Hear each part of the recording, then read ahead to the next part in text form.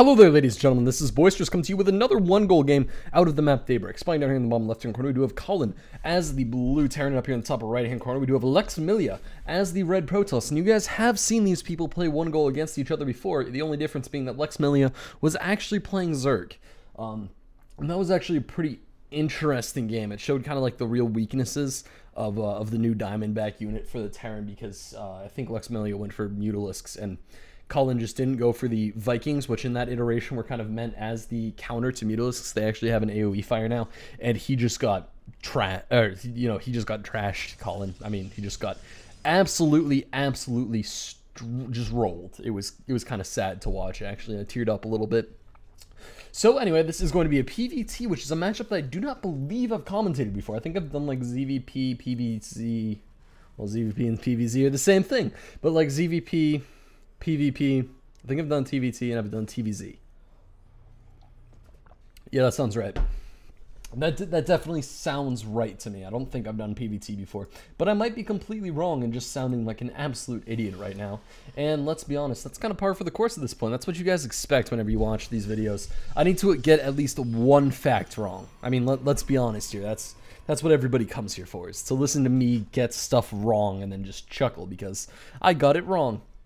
Anyway, we do have the reasonably standard things going down for everybody. Nothing really big has changed in the early game of PvT.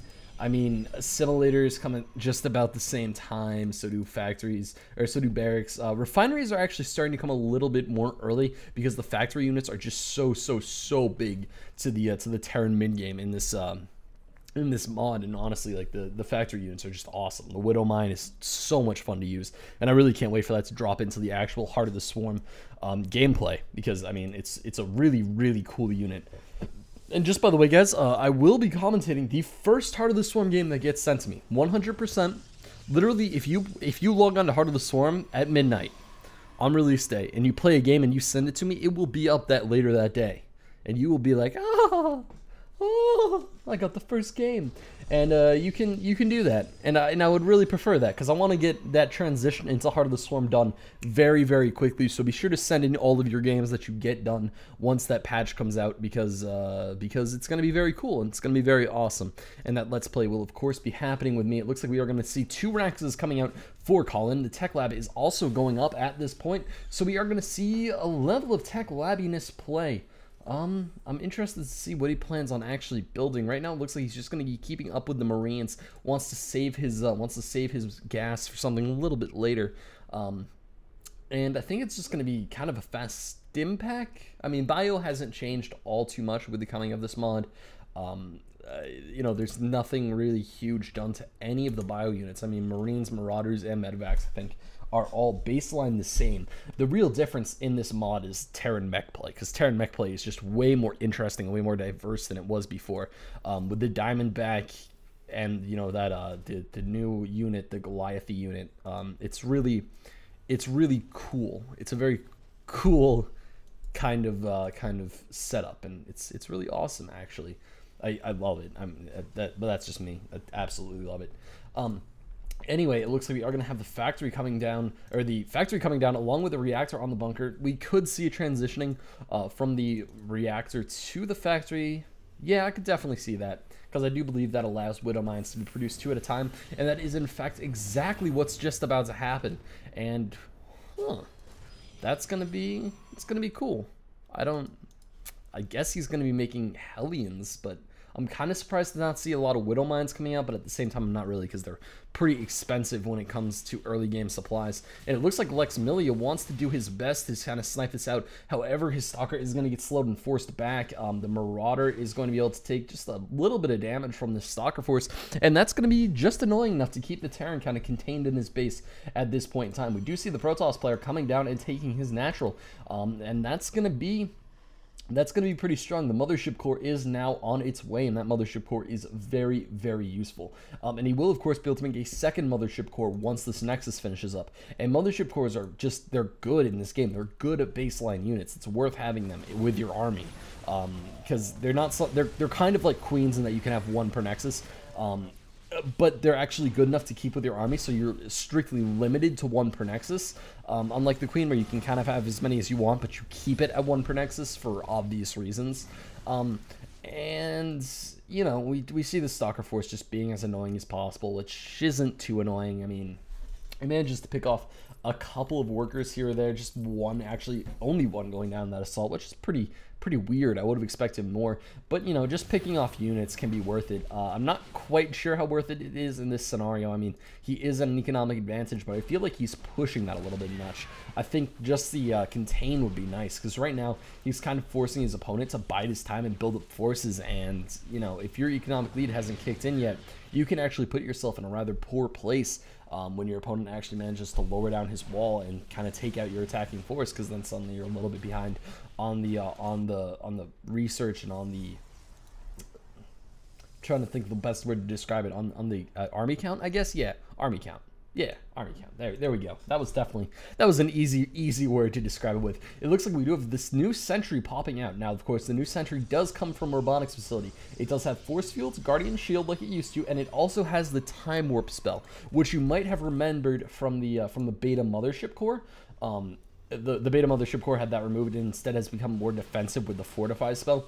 But Time Warp is really cool. It's like Force Field, except you can walk through it, and all it does is like slow your units and lower their DPS, which I think is interesting. It's very nice. It allows you to kind of double the effectiveness of your sentries, because it used to be you would snipe off you would use the sentries to cut down a ramp and kind of force an army into 2 groups. But now in OneGoal, you can use your sentries to actually cut an army in half and then time warp the half of the army that you're going to be fighting. And then suddenly a decisive win turns into a no losses win, a perfection win.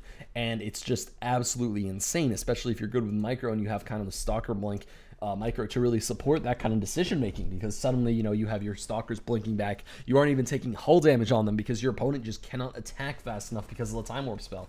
And you know, his entire army is split in 2, and it just gets to be a nasty scenario.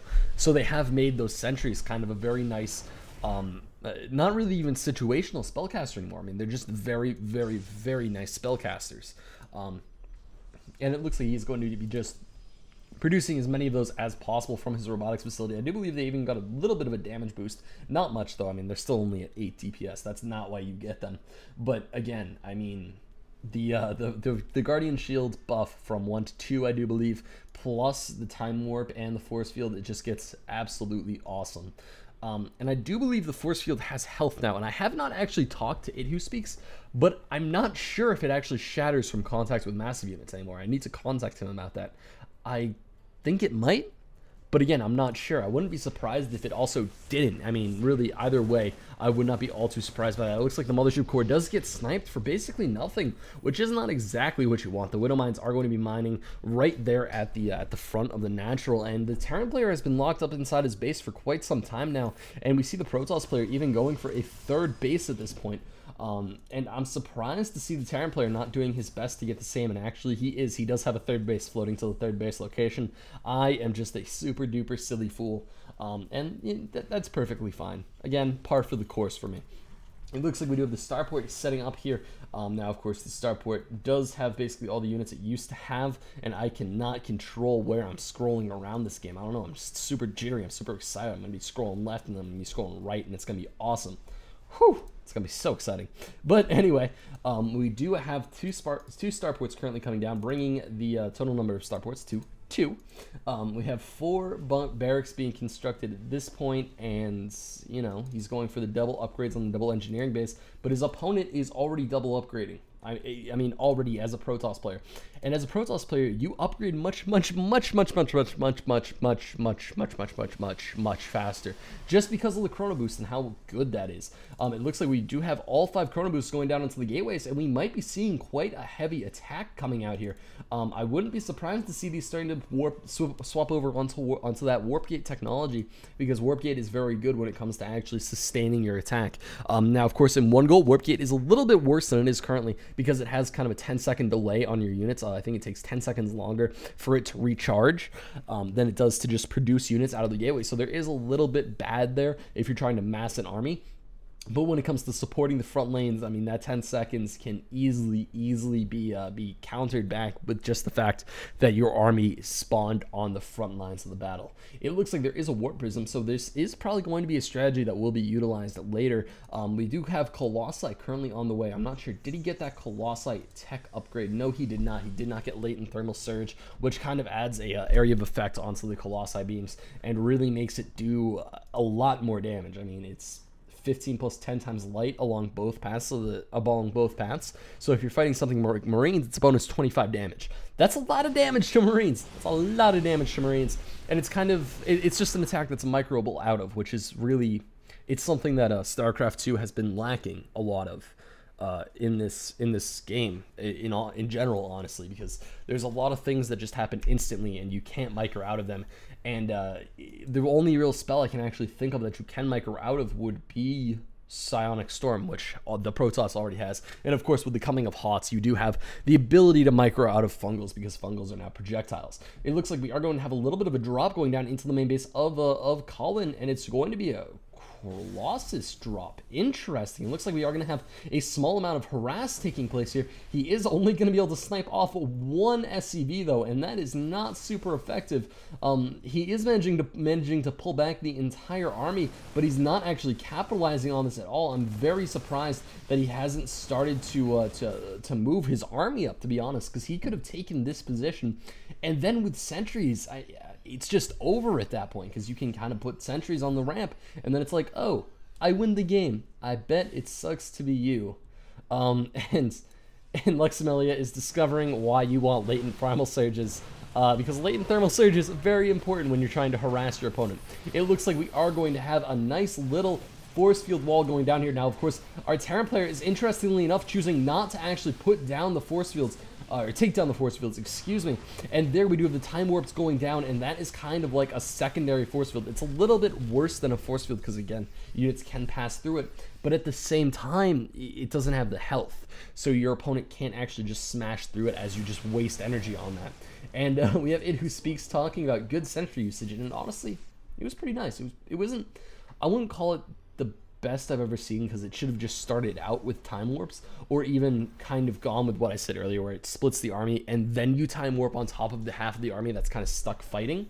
But it definitely wasn't bad. I'm not sure if he actually managed to get latent thermal surges, but I doubt it's going to matter all that much in this engagement, as the Colossi is just going to be going right into the main base. And here comes this fight, and with just some nice time warps and just an absolutely overpowering upgrades lead of two to none. It's kind of a smash through for Lexmillea, and Kallen basically he just got dropped in an economic game that kind of, I mean, there was some really nice OneGoal things in there. I mean, the sentry usage was absolutely fantastic. I mean, sniping off that third base without losing any units was awesome for the Protoss player, because it kind of gets inside the head of the Terran player. Now, of course, he probably could have taken losses there and still expanded again and just won the game anyway. But that was pretty awesome. And finally, Lexmillea manages to get his main Colossus out of there, manages to escape a little bit. And here the Colossus is in the main base. Now, of course, it just to put latent thermal surge in perspective, latent thermal surge does 15 plus 10 to light, so that's 25 damage to Marines and SCVs. The Colossus attack on its own at +2 upgrades deals 17 damage. So you actually do more damage with the after effects of your attack than you do with the actual attack, which I think is actually, I mean, it's cool. I mean, it's like Psionic Storm. Psionic Storm is the main attack on a lot of High Templars, and you don't see players utilizing it enough, and you don't see players learning how to micro out of it enough. But then if you have units like this Colossus that does have that kind of micro reward, it's nice to just watch that get played out in StarCraft. So anyway, guys, if you want to watch any of my other games or any other OneGoal games I've commentated, you can head on over to youtube.com/user/boisterous.sc2. Also, if you would like your games commentated, and they can be this month, they can be Starbow. I used to play Starbow. I will commentate a couple Starbow games if they get tossed at me. They can be just standard ladder games. They can be free-for-all games. They can be team league games. Even though I'm kind of veering off of the team league games. But just send them on in to boisteroussc2@gmail.com. I would like to thank you all for watching this video, and this is Boisterous signing out.